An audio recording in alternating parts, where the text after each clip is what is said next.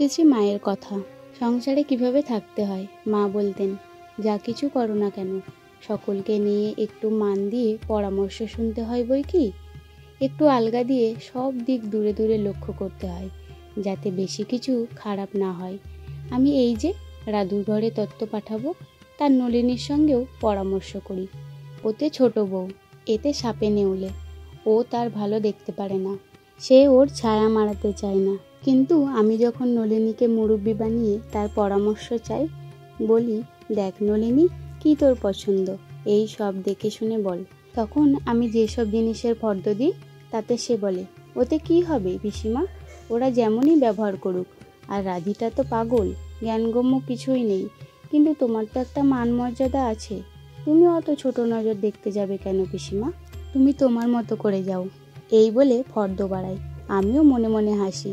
এইটুকু যদি ওকে না জানিয়ে সেখানে তত্ত্ব পাঠাই, অমনি দুজনে তাই নিয়ে কুরুক্ষেত্র বাঁধাবে। দেখো, সব লোককে কিছু না কিছু অধিকার দিয়ে নিজেকে একটু নিচু হয়ে চলতে হয়। আমি এই ঢিঙ্গি নিয়ে তাদের হাওয়া বুঝে কত সাবধানে চলি, তবুও সময় সময় লেগে যায়, যেন ওটা হচ্ছে ওদের স্বভাব। কি করব বলো, ভাবি তার সংসার তিনিই দেখছেন।